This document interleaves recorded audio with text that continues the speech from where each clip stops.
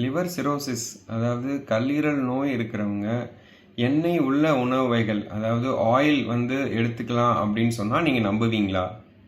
Liver cirrhosis இருக்கிற patients chicken சாப்பிட்லாமா? கல்லீரல் நோய் இருக்கிறவங்க ஒரு நாளைக்கு எவ்வளோ தண்ணி குடிக்கலாம், எவ்வளோ உப்பு சாப்பிட்லாம்?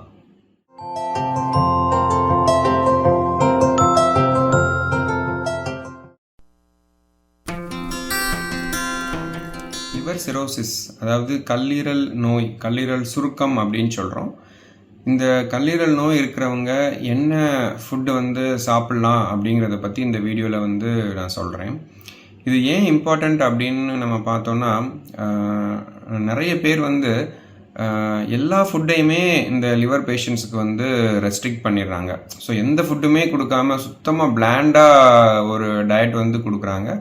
ஸோ அதனால இந்த லிவர் பேஷண்ட்ஸ் சரியாக சாப்பிட்றதில்ல, அவங்களோட நியூட்ரிஷன் ரொம்ப இதனால் பாதித்து அவங்களோட வெயிட் குறைஞ்சி அவங்களோட மசில்ஸ் எல்லாம் ரொம்ப குறைஞ்சி போகுது அப்படிங்கிறத நம்ம யூஸ்வலாகவே பார்க்குறோம். ஸோ அதனால் இந்த வீடியோவில் எந்தெந்த ஃபுட் அவங்க நிறைய எடுக்கலாம் அப்படிங்கிறத பற்றி நான் ரொம்ப ஸ்பெசிஃபிக்காக சொல்கிறேன். ப்ளஸ் எந்தெந்த ரெஸ்ட்ரிக்ஷன்ஸ் இருக்குது அப்படிங்கிறத பற்றியும் நம்ம பார்ப்போம்.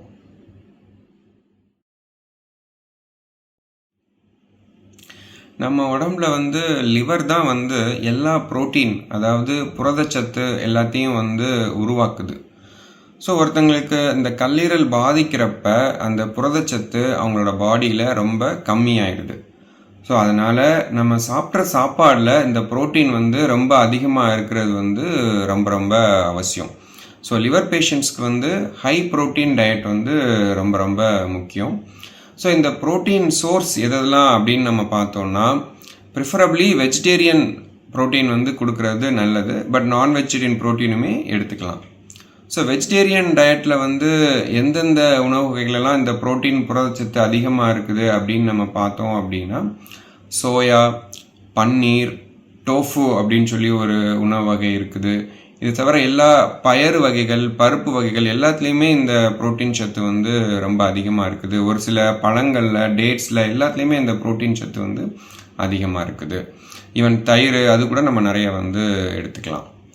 அனிமல் புரோட்டீன் அதாவது நான் வெஜிடேரியன் டயட்டில் எந்தெந்த இதில் புரோட்டீன் அதிகமாக இருக்குதுன்னா, ரொம்ப முக்கியமானது முட்டையோட வெள்ளைக்கரு.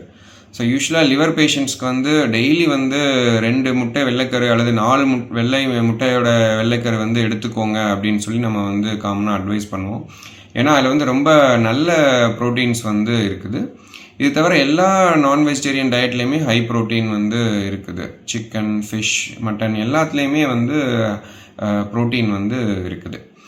ஸோ நார்மலான ஒரு லிவர் பேஷண்ட்ஸ்க்கு வெஜிடேரியன் ப்ரோட்டீன்ஸும் எடுக்கலாம், நான் வெஜிடேரியனில் இருக்கிற ப்ரோட்டீன்ஸுமே எடுத்துக்கலாம். ஆனால் ஒரு சில லிவர் பேஷண்ட்ஸ்க்கு அந்த லிவர் ப்ராப்ளம் அதிகமாகி பிரெயினை பாதிக்கும். அதை என்கெஃபலோபதி அப்படின்னு சொல்கிறோம். ஸோ அந்த மாதிரி ஒரு என்கெஃபலோபதி இருக்கிற பேஷண்ட்ஸ் இந்த நான் வெஜிடேரியன் அனிமல் ப்ரோட்டீன் அவாய்ட் பண்ணிடுறது நல்லது. வெஜிடேரியன் அதாவது வெஜிடபிள் ப்ரோட்டீன்ஸ் மட்டுமே அவங்க எடுத்துக்கிறது பெட்டர் அவங்களுக்கு. லிவர் சிரோசிஸ் இருக்கிற பேஷண்ட்ஸ் சால்ட் ரொம்ப கம்மியாக எடுத்துக்க வேண்டியிருக்குது. ஏன்னா அவங்க பாடியில் நார்மலாகவே எக்ஸஸாக வயிறில் ஃப்ளூயிட் அக்குமுலேட் ஆக ஆரம்பிச்சிடும். ஸோ அது அவங்க சால்ட் அதிகமாக எடுக்கும்போது அந்த ஃப்ளூயிட் ரொம்ப அதிகமாகவே ஜாஸ்தியாகி போய் நிறைய காம்ப்ளிகேஷன்ஸ் கொண்டு வரும். ஸோ அதனால் டயட்டில் சால்ட் ரொம்ப கம்மியாக எடுக்க வேண்டியிருக்குது. ஒரு நாளைக்கு எவ்வளோ சால்ட் எடுக்கலாம் ஒருத்தங்க அப்படின்னா 2 grams அப்படின்னு சொல்கிறோம்.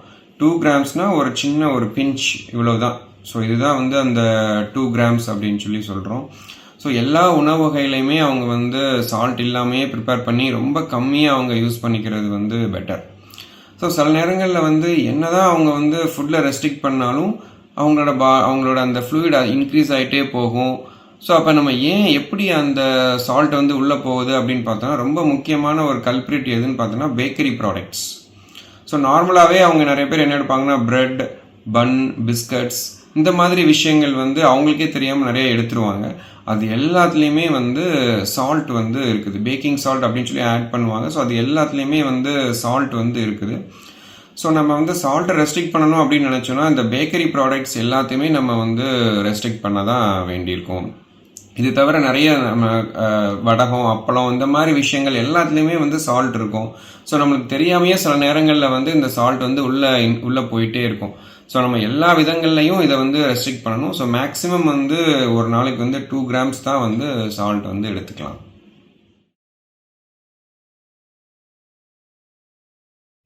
லிவர் பேஷண்ட்ஸ் வந்து ஃப்ளூயிட், அதாவது வாட்டர் ஒரு நாளைக்கு எவ்வளோ எடுத்துக்கிறாங்க அப்படிங்கிறதுலையுமே நிறைய ரெஸ்ட்ரிக்ஷன்ஸ் இருக்குது.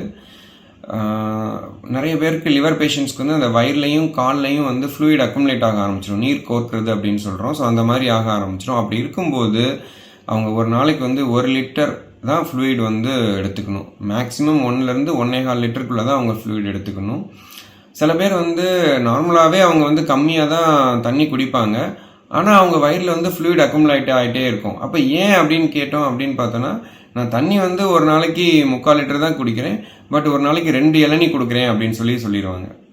ஸோ அப்போ வந்து அந்த இளநியுமே வந்து தண்ணி கணக்கில் அப்படிங்கிறது அவங்களுக்கு தெரியாமல் இருக்கும். அவங்களுக்கு தெரியாமலே ஒரு 800 ml வந்து அவங்க வந்து லிக்விட்ஸ் வந்து எடுத்துகிட்டு இருப்பாங்க.